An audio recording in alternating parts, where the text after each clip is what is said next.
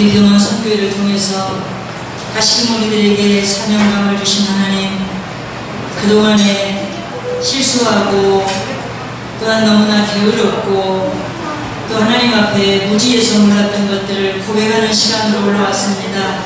아버지 하나님, 주님께만 영광 돌려드리게 하시고 세월을 아끼며 살아갈 수 있는 우리에게 또 한 번의 하나님께서 기회를 주셨사오니 주님께 감사드렸고 예수님의 이름으로 기도드립니다. 아멘. 나에게 주신 미션이라는 그 하나님의 말씀을 생각하겠습니다. 사실 간증하다 보면 또 잘못하면 제가 또 자랑이 되는 것 같아서 제가 사실은 조금 어제 밤을 설쳤는데요. 로마서 8장 1절 말씀을 제가 참 좋아하는 말씀입니다. 그러므로 이제 그리스도 예수 안에 있는 자에게는 결코 정죄함이 없나니 이는 그리스도 예수 안에 있는 생명의 성령의 법이 죄와 사망의 법에서 너를 해방하였느니라. 제가 이 말씀을 마음에 와 있으면서 주님 안에서 굉장히 자유함을 얻었습니다. 저는 14살에 제가 예수님을 믿기 시작하면서 중고등학교를 서교동에 있는 서현교회가 제 모교회입니다. 저는 부모님이 예수님을 믿었던 게 아니고 저희가 먼저 예수님을 믿고 우리 형제들이 우리 부모님들이 예수님 앞에 돌아갔습니다. 제가 이남 3녀 중에 맞이인데 14살에 제가 교회를 나가기 시작해서 고2 때 제가 성령의 체험을 한 거예요. 어린 나이에. 저희 가문에는 예수 믿는 분이 한 분도 안 계셨습니다. 그랬는데 제가 지금 와서 생각해보니 우리 그 여전도사님이 제가 교회를 갈 때마다 제 돈을 쓰다듬었어요. 너는 앞으로 복음을 전할 사람이라는 거예요. 근데 그 말이 저는 이해가 안 됐었어요. 너는 비행기를 타고 너는 복음을 전할 사람이다. 그때 당시 50년 전에 비행기를 탄다는 것은 굉장히 아주 생각하지 못했던 일이었어요. 제가 지금의 생각 와보니까 제가 사역을 하면서 우리 사역자들이, 저를 포함한 우리 사역자들이 하는 멘트, 이 말이 사람을 자유스럽게 할 수도 있고 사람을 묶을 수도 있다는 것을 제가 어느 날 성령님이 저한테 깨닫게 하셨어요. 중고등부를 이제 거기서 지내고 나니까 이제 청년 시절에 돌아오는데 저는 그 여전도사님을 통해서 굉장히 좋은 걸 많이 배웠습니다. 저는 그래서 성경의 반어를 참 좋아합니다. 사람을 고면할 줄 알고 사람을 세울 줄 알고. 그래서 청년 시절에는 이제 또 저를 멘토하는 지도사님이 계셨습니다. 남자분이. 너무 좋은 거예요. 제가 어떻게 하나님 말씀 안에서 성장해야 되고 성경을 어떻게 읽어야 되고 이런 걸 잘 가르쳐 주셨어요. 그래서 그걸 참 좋아했었어요. 제가 한 교회에서 정말 저런 분하고 결혼해야 되겠구나 하고 제가 굉장히 좋아했었는데 목사님도 결혼을 하라고 그러고 저도 그렇게 하고 싶고 그런데 전도사님은 안 하겠다고 그러시더라고요. 근데 이유가 뭐냐 하고 제가 물어보니까 나는 성격이 너무 모나다 이렇게 얘기하시더라고요. 나는 경상도 통영에서 자란 놈이라 너무나 성격이 모나고 독특하다. 난 너를 아낀다. 김생이 너는 나 같은 사람 만나면 안 돼. 이러는 거예요. 아니 그래도 괜찮은데. 그래서 제가 11년을 좋아했었어요. 절대로 목사님한테 둘이 불러갔는데도 안 된다고 그러더라고요. 그리고 먼저 장가를 갔어요. 그래 잘 살아봐라. 근데 사실은 못 살더라고요. 이혼을 하고. 굉장히 제가 가슴이 아팠는데 이혼하고도 솔직히 저한테 통보를 했었어요. 그런 시절을 제가 보냈었어요. 그러니까 굉장히 영적으로 사람이 나를 멘토하는 사람은 그렇게 좋더라고요. 그럼 그 사람을 위해서는 뭐든지 해주고 싶고 그래서 그분이 필요한 거 신발, 옷 이런 걸 다 제가 체크하고 사주면서 그 청소년 시절을 잘 보냈습니다. 저희 집은 저희 친정은 이남 삼녀지만 목사가 4명입니다. 그러니 우리 어머니가, 친정어머니가 얼마나 대단하시겠습니까? 모든 사람을 불러왔는데 저는 굉장히 고단했습니다. 왜 고단했냐면 제가 이제 공부를 끝나고 목회를 한다고 하니까 처리를 해야 된다는 거예요. 목회를 하면. 근데 저는 그거를 금방 그렇게 수긍하는 성향이 아닙니다. 저 역시도 그런 실수를 했겠지만 자식이 부모를 키우면서 실수하는 게 뭐냐면 5시면 5시 다 똑같다고 생각하는 것 같아요. 다 다르거든요. 그러니까 우리 엄마는 나를 대하는 태도가 달라야 되고 다른 자녀에 대한 태도가 달라야 되는데 똑같이 통제하는 겁니다. 목회를 딱 시작하니까 저는 엄마랑 같이 목회를 안 하겠습니다. 그랬어요. 저는 그냥 엄마 큰 교회 다니시고 저는 개척하겠다. 근데 오셨어요.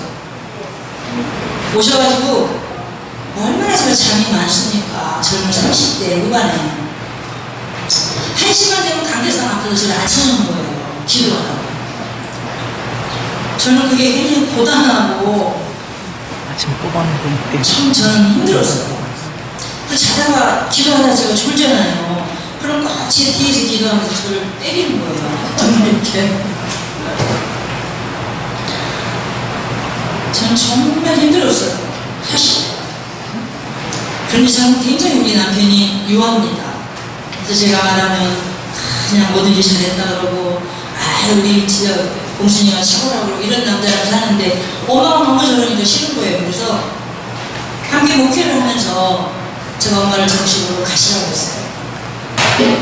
저는 목회하는데 엄마가 이렇게 감나라 배나라 통심하라 화심하라 저는 이런 거 싫다고 했어요. 저는 성향 자체가 지나치게 통제하는 사람을 별로 안 좋아해요. 하나님도 나를 이뻐하는데 왜 엄마가 나를 이렇게 통제하냐고요. 사실 되게 굉장히 힘이 들었어요. 우리 엄마가 어떤 사람인가 공부를 좀 해야 되겠다. 그래서 제가 공부하기 시작한 게 정신과 공부를 한 거예요. 그래서 지금 우리 신원장님의 청년 마석 병원에 제가 이제 공부하려고 배우려고 김진 의사라는 분한테 정신과적인 걸 공부를 한 거예요. 그래서 청구에 있는 약수 청년병원에 제가 14년을 거기서 이제 정신적으로 아픈 사람들과 이제 봉사를 하면서 제가 배운 거예요. 깨달은 거예요. 제가. 사람이 이렇게 참 복잡하구나. 하나님께서는 나를 신랑에서 잘 키워주셨는데 우리 엄마는 나라는 사람을 자기가 원하는 그 상으로 만들고 싶어가지고 나를 이렇게 통제하는구나. 묵묵히 공부를 하기 시작했습니다. 그런데 저희 엄마가 생각할 때에 가장 본인이 생각할 때 똘똘한 것 같고 야무진 것 같은데 목회를 굉장히 제가 어렵게 한 거예요. 목회를. 그러니까 더 나를 더 푸시한 거예요. 교회 공부에 대해서. 그런데 엄마를 보면서 제가 또 배운 게 뭐냐면 그렇게 영혼을 사랑하는 거예요. 나는 전도하기 싫은데도 우리 지역 사는 지역을 한 집 한 집을 다니면서 전도를 하는 보여주는 거예요. 저한테. 복음 전하는 방법. 그런 엄마 밑에서 제가 성장을 하면서 지금 엄마가 이제 오늘 생신이세요. 그래서 이제 오늘 저녁에 모인다고 해서 저는 오늘 스케줄이 있어서 제가 엄마 주일날에 마치고 찾아뵙겠습니다. 제가 그랬는데 지금 제가 세월이 흐르고 보니까 우리 친정엄마의 영적인 하나님의 사랑을 입고서 영혼을 사랑하는 걸 제가 배웠어요. 전도하는. 너가 목회를 잘하든 못하든 부흥을 하는데 교회에 목적을 두지 말고 너는 영혼 구원하는데 네가 삶의 방향을 맞춰야 된다는 것을 엄마가 일찍이 저한테 말씀을 하셨어요. 근데 저는 우리 자매 셋이 다 목회를 하고 남동생 대형교회에 부교육자로 있는데 제가 제일 큰 딸인데 제일 목회를 어렵게 하는 거예요. 그래서 그것 때문에 굉장히 사실은 40대에 조금 힘이 들었어요. 제가 열정도 많고 이런데 왜 이렇게 교회 부흥이 안 될까? 그리고 우리 목사님을 살짝 심리적으로 힘들게 하려고 그러면 또 우리 시어머니가 굉장히 사랑이 많으세요. 힘들 때 어머니한테 전화를 합니다. 우리 시어머니한테. 우리 시어머니한테는 우리 목사님이 셋째 아들이에요. 아, 어머니, 저는 이렇게 전도하고 그분을 교회로 인도하고 이렇게 하려고 그러는데, 아, 어머니, 지금 목사가 자꾸만 나보고 파리처치를 해야 된다고 이럽니다. 흩어지는 교회가 돼야지 자꾸 모으려고 그러면. 제가 그런 게 이제 참 어려운 거예요, 제 마음이. 근데 우리 어머니가 저한테 그렇게 가르쳤어요. 내가 나이가 이렇게 90이 넘도록 살다 보니 하나님을 사랑이시더라. 자네가 열정이 있고 목회도 참 크게 하고 싶고 그거 알겠다마는 하나님은 그것만이 전부가 아니다. 저한테 항상 전적으로 영혼을 사랑해야 된다. 영혼만 사랑해라.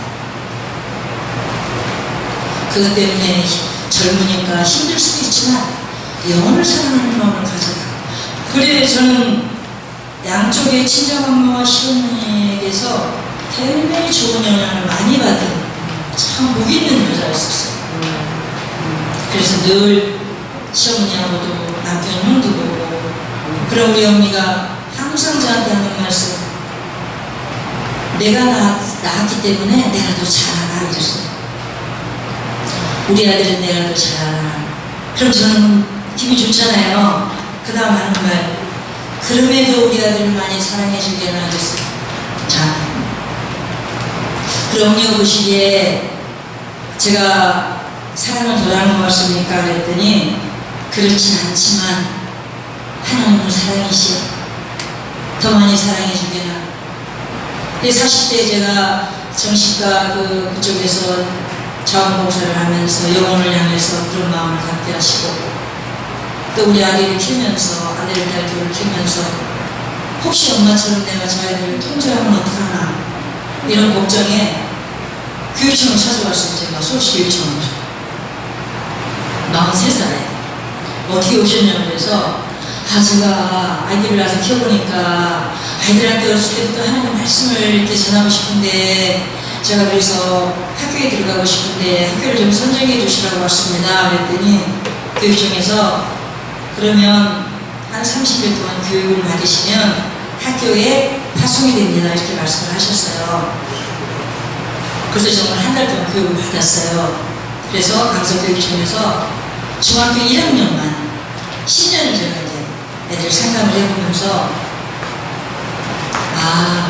아이들 어렸을 때 아이들에게 다른 이로서는 구원을 받을 수 없나니 천하인간의 구원을 얻을 만한 다른 이름이 우리에게 주신 적이 없다는 이 유일신에 대해서 내가 정말 바르게 가르치고 싶다는 성령님의 나에게 이를 깨달음을 주셨어요.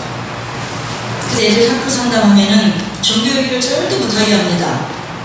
종교 얘기는 그물이라고 딱 하니까 이걸 끝까지 해야 되나 하다가 학교에 아이들하고 친해지니까 끝에 가서는 얼마든지 복음 얘기를 해도 아이들이 선생님한테 보고를 안 해요. 근데 친해지기 전에 이 얘기를 하니까 보고가 되더라고요. 좀 기다렸다가 아이들한테 복음을 전하기 시작했어요.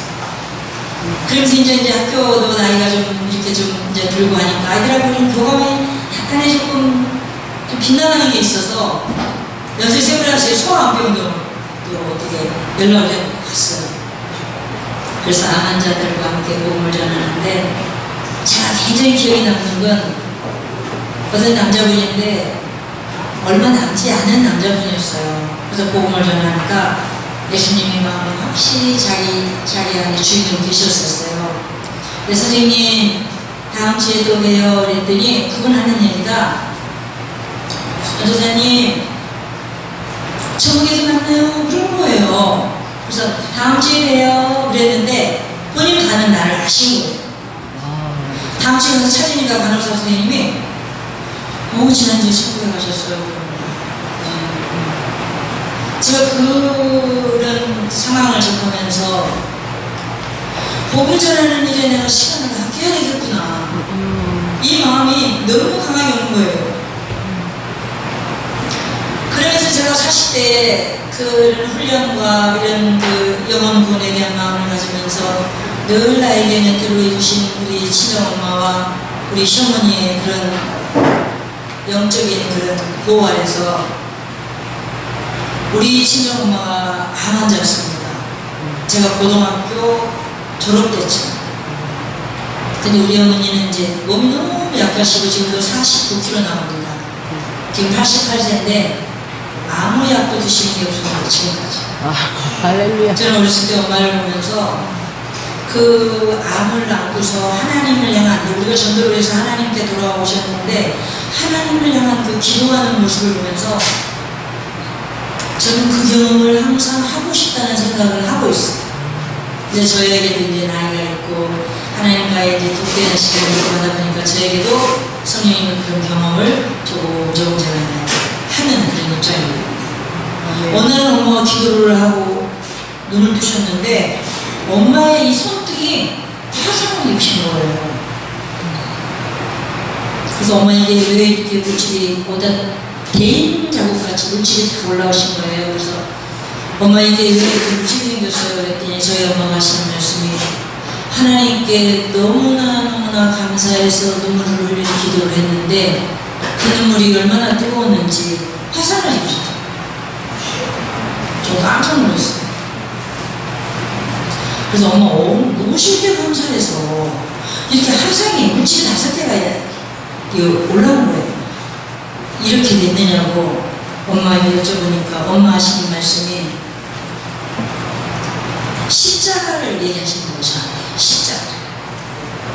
저도 십자가에서 예수님이 나의 죄를 면제하시고 요한복음 16장 19절에 그 19장 30절의 말씀이 내가 다 이루었다 이 말씀을 저도 가슴에 담고 사는 사람이었지만 엄마가 느끼는 십자가와 내가 느끼는 십자가의 강도가 다른 것을 제가 느끼게 되었어요. 어느 날 그 엄마의 그런 얘기를 들었는데 아니 같이 사는 목사님 십자가에 설교만 하고 우시는 거예요. 아주 부활절만 되면 괴로운 거예요. 아주 설교를 못 하시니까. 그래서 부활절 아침에는 얘기를 합니다. 여보 오늘은 정말 설교하면서 울지 않고 설교를 해야 우리가 알아듣지. 아니 울먹이는 소리를 설교를 하면 제가 알아듣겠냐고요. 그렇게 이번에는 아무거나 설교를 잘 할 수 있겠대요. 여전히 십자가를 하는 거예요. 저는 그거를 나이가 먹으니까 정말 제가 하나님께 갈망을 했어요. 저도 그런 십자가 얘기만 하면 내 마음이 뜨거워지고 그 주님을 경험하고 싶은 거예요.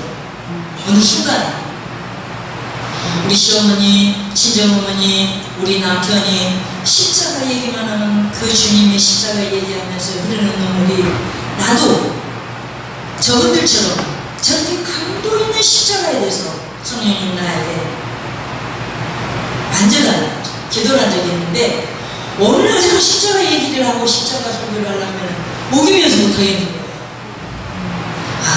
저분들이 저렇게 십자가의 주님을 뜨겁게 사랑하기에 저렇게 뜨겁게 영혼에 대한 관심을 갖고 사는구나.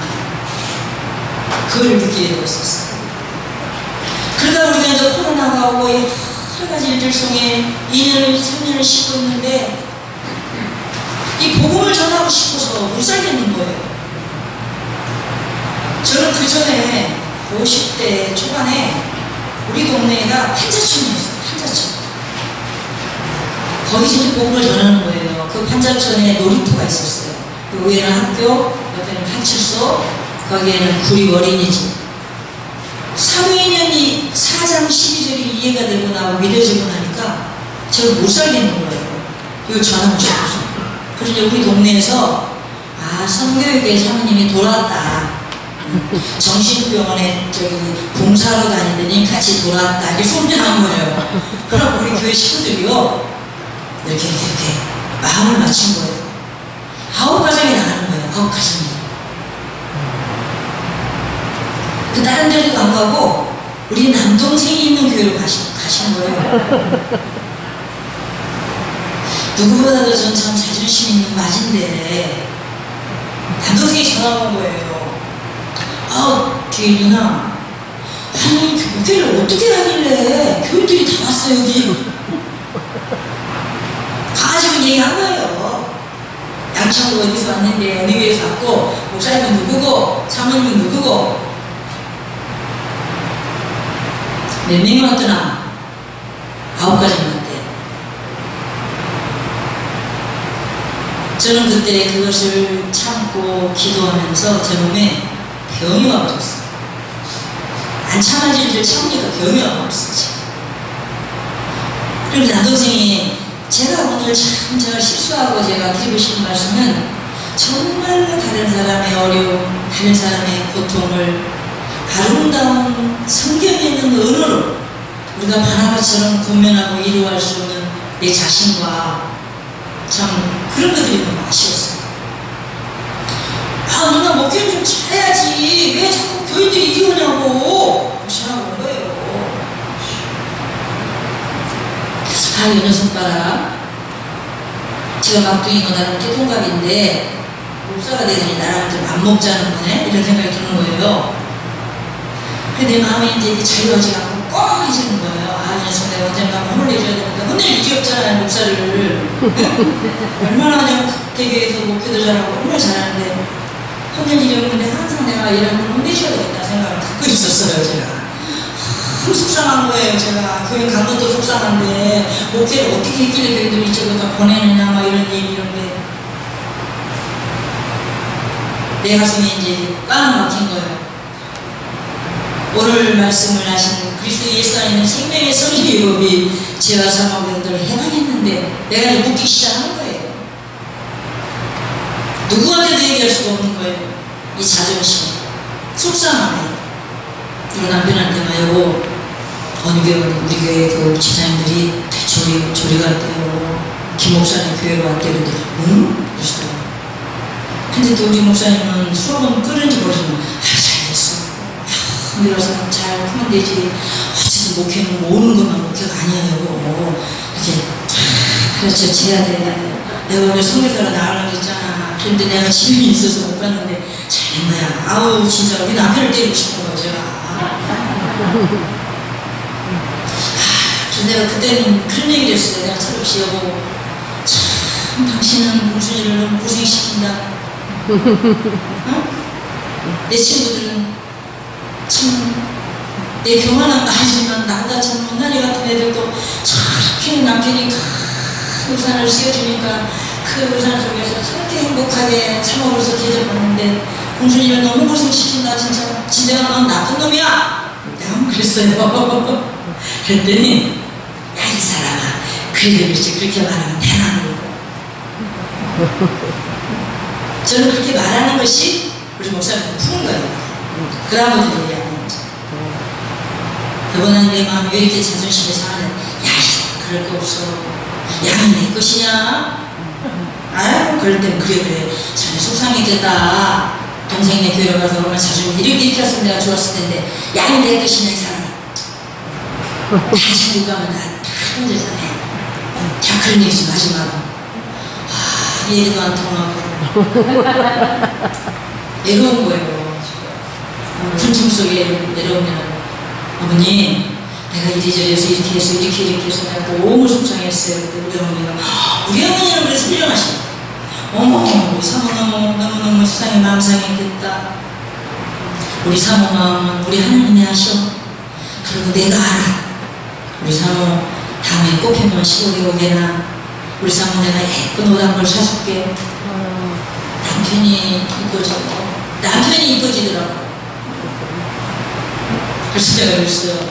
어쩜 세상에 우리 어머니 저렇게 아름답고 사랑을 얻을 줄 알고 감기심을 참 잘하고 이런 어머니 밑에 그래 하나님 좋은 남편 주셔서 감사합니다 하고 제가 제 마음을 달래고 살았었어요. 근데 우리 아이들은 저를 잘 알아요. 그래서 제가 어느 순간에 굉장히 욕구가 이게 부흥의 욕구도 있고 이런 나에게 많은 일들이 있었을 때 우리 큰아이가 그런 얘기를 했어요. 엄마, 하나님은 우리의 욕구를 채우시는 하나님이 아니라고 엄마가 설교를 했잖아요. 엄마가 설교를 했잖아요. 그래, 맞아, 내가 그런 설교를 했지. 그런데 엄마가 욕구가 크고 그 큰 욕구에 힘이 들다. 엄마가 안녕중에 공기로 아빠를 힘들게 할 때 저희는 안 좋아요. 그래요. 그래서 안 힘들게 한 거 없는데 엄마 공기가 있잖아요. 공기. 그래서 그래 맞아, 공기는 좀 힘들게 했어 내가. 이렇게 엄마가 안 그랬으면 좋겠어. 나도 성장하고 엄마도 성장하고 우리가 어느 날 그러면 그때 가서 이런 모든 것들이 다 이해되지 않을까? 우리 딸이 그래, 나만 이렇게 내 욕구에 몸부림쳤구나. 저들은 정말 자유하고 평안한데 나만 이 집에서 정말 이랬구나. 제가 이런 아쉬움들이 많이 있었어요. 사실 저는 오늘 간증이라고 해서 저의 수치와 저의 부족함과 저의 그런 부분을 고발하려고 나왔습니다. 그래서 목회하면서 참 많이 울고 금식도 많이 하고 그러면서 이 복음 전하는 전도라는 병원도 가서 전도해보면서 그때 제 자신을 제가 나를 돌아보고 나를 깎아내고 나를 다듬는 하나님을 제가 경험했어요. 근데 반면에 이런 얘기를 친정엄마한테는 저는 잘 안 했어요. 근데 엄마 우리 교회 식구들이 엄마도 다 이제 아들 얘기를 보냈어요. 저는 왜냐면 자꾸 저한테 감나라 배나라 그러니까 저는 힘이 들더라고요. 어머니도 가세요. 가셔서 아니 집도 좁은데 살면 답답한데 교회는 얼마나 큰 교회 가고 싶으시겠어요 언니. 엄마도 큰 교회로 가세요. 그거 다 보냈어요. 또 엄마한테는 이랬더니 우리 엄마는 우리 친정엄마처럼 그렇게 교면을 하지 않고 너가 너무 교회들한테 잘해서 그런 거야. 응? 적당히 해야지 교회들을. 가보세요 우리가. 똑같은 내용을 가지고 똑같이 얘기를 했는데 나에게 오는 답. 저는 그때 제가 하나님께 기도했어요. 하나님, 저는 어떤 사람이 저한테 어떤 얘기를 가지고 왔을 때 정말 저는 바나바처럼 사람을 세우고 그 사람을 말씀 안에서 잘 기다려주고 잘 참아주고 그대로 봐주고 저는 정말 이 훈련을 더 많이 하고 싶습니다. 젊었을 때는 본대로 얘기하고 느낀 대로 얘기하고 내가 지도자라는 것 때문에 가끔 우리 목사님들한테 본대로 얘기하고 느낀 대로 얘기하고 그럽니다. 그러면 내가 여보 당신은 하나님이 아니야. 왜 자꾸 나를 자꾸 이래저래 하는 거야. 기다려주면 내가 다 될 텐데 제가 나를 좀 기다려줘요. 나도 당신 기다려주지 않습니까? 그래요 우리 목사님 그래도 아니지 나도 지금 할 말이 많아요. 그래서 저희는 9시에 제가 이제 설교를 하고 11시에 우리 목사님이 설교를 하시면은 나는 목사님 설교 얘기를 잘 안 합니다. 왜? 그거 참 힘들다는 걸 알기 때문에 1년에 한 2번은 제 설교에서 얘기를 하십니다. 그럼 제가 저도 요거 하고 싶은 얘기가 있어요. 근데 안 해요. 성도들은 없겠습니까? 목사님 설교에 하고 싶은 얘기가 안 합니다. 서로의 존중을 지켜주십시다. 그렇게 말 안 들으려면 다시 설교하지 말고 내려와. 내가 그래서 아닙니다. 결혼할 때 나하고 사귀지 않습니까? 저는 결혼할 때 아무것도 안 봤어요. 저는 원래 태어날 때 이 건방지게 저는 목사 되려고 그랬어요. 목회하려고 그랬어요. 성에 가서. 저 성에 가서 목회할 겁니다. 이랬는데 우리 목사님 만나니까 난 뭐 다 소개시켜주고 다 해주고 당신 알바는 다 해줄 테니까 결혼하자고 해서 왔는데 왜 자꾸 강단에서 내려오라고 막 그러십니까? 저는 안 내려올 건데 저 지금까지 안 내려옵니다. 왜? 잘 한 19살 때부터 설교를 했어요. 저희 엄마가 우리 가르쳤어요. 근데 그것만큼은 제가 목사님 지금도 가끔 얘기하거든요. 저는 저의 사역이에요. 사모님들은 그럴 수 있어요. 그냥 목사님이 그렇게 잘하시면 옆에서 순서하고 있다가 찾고. 저는 그런 삶을 안 살았어요. 저는 원래 그런 삶을 원하지 않았었어요. 저로서부터. 나는 나와야 하는, 나와야 나의 아버지, 이런 걸 참 좋아했어요. 당신은 또 함께 모여서 또 얘기하고. 그렇기 때문에 저희 목사님이 하는 사역에 대해서는 저는 얘기 안 합니다. 그거 하나는 저는 제가 목사님을 향한 저의 마음의 그 굳은 결심. 설교하시는데 뭐 이런 얘기는 절대 안 하십니다. 찬송가 곡조가 틀려도 제가 곡을 똑바로 부릅니다. 안 따라가도. 그런데 따라오십니다. 그 얘기는 오늘 메시지 속에서 당신이 이랬고 저랬고 이런 얘기는 제가 들어요. 그렇다고 막 우리 목사님 설교하는데 여보나 은혜받으세요. 저는 그런 얘기를 잘 안 해요. 그는 전부 저는 그 상황대로 보니 이성 같아서. 근데 가끔 제가 이제 그런 얘기를 합니다. 여보, 나는 가끔 당신의 메시지 이렇게 은혜 받을 때 당신이 참 좋아. 이런 얘기를 합니다. 제가 참 좋아. 사람들의 고통이 뭔지 알지 여보? 매 피곤하다 하시고 메시지 들어가는 이 고통이 얼마나 고통스러운지 아시죠? 그래요. 그러면서 그 고통을 당신이 알아줬으면 좋겠어. 그 말은 다른 말 안 해요. 저는. 그러면서 가끔은 제가 일주일 한 달에 2번은 얘기해요. 여보, 오늘 당신 메시지에 참 내가 은혜 받았어. 쫙 이렇게 해줍니다. 제가 그것도 젊을 때는 못했어요. 제가. 근데 지금은 내가 우리 목사님도 나이가 있고 저 나이가 있으니까 가끔 역시 메시지는 깔끔하게 잘하셔. 군더더기 없어. 여보, 팩트만 전하는 게 뭐냐. 그럼 제가 이제 칭찬하고 싸게 해줍니다. 그러면 우리 목사님 그 이후로는 이제 한 달 내내 해피하십니다. 한 달 내내 해피하십니다. 그리고 내가 그 다음에는 못 알아가 그럴까요? 돈 달라. 그건 여보, 나한테 돈에 여기 뚜가리 낀 여자 있잖아. 뚜가리 낀 여자. 뚜가리 낀 여자가 누굴 것 같아요? 5만원짜리예요. 그거 2장만 주세요. 그래서 이 뚜가리 낀 여자 2장만 들어주세요. 그러면 솔직히 제가 메시지를 은혜 받았잖아요.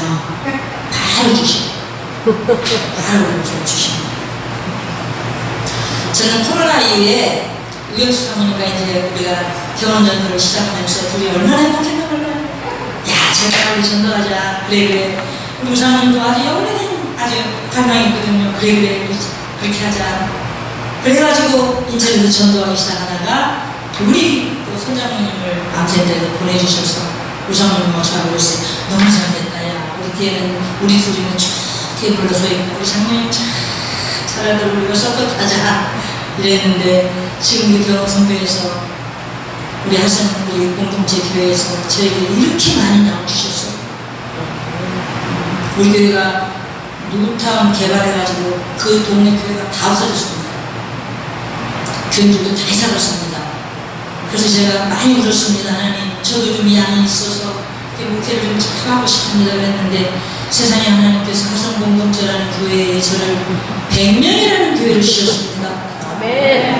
여러분, 제가 얼마나 감사하겠습니까? 저는 첫날 가서 원장님하고 대표님이 한 우리 어르신한테 하는 걸 보고 제가 그 밤에 와서 울었습니다. 세상의 평신도들도 저렇게 양들을 사랑하고 저렇게 세상에 저 어르신들 하나하나를 예수님의 말씀을 전하는데 내가 그동안 게으르고 좀 나태하고 내 생활에 안주했던 것들이 너무나 부끄러웠습니다. 저는 한꺼번에 이렇게 많은 하나님께서 성도를 주셨고 또 그 일에 함께 협력할 수 있는 우리 원장님하고 대표님을 주셔서 저는 너무너무 감사합니다. 그래서 제가 하나님께 기도했습니다. 올 안에 서울 수도권 지역에 요양 한 곳에 더 지금 이제 들어가려고 기도하고 있습니다. 그래서 제 남은 생에는 일주일에 5일 제가 요양원의 어르신들의 인생의 마지막 끝자락에 오신 어르신들에게 정말로 복음의 본질이 구원자가 없다는 것, 예수 그리스도 외에는 없다는 것, 그분이 우리를 자유하게 하셨다는 것, 죄에서 우리 문제를 다 해결하시고 십자가에서 죄에서 자유하게 하시고 해방하시고 주님을 널리 알리다가 주님으로 가고 싶은 저의 미션인데, 그 미션을 저에게 주신 하나님께 진심으로 정말 감사하고, 제 남은 생애가 그전에 제가 40대, 50대보다 더 행복하고 더 기쁜 그런 삶을 살게 하셔서 진심으로 감사합니다. 저의 이렇게 수치스럽고 실수하고 이런 부분을 경청해 주신 우리 한국교회 성교회 모든 사역자 주님들 진심으로 감사합니다. 감사합니다.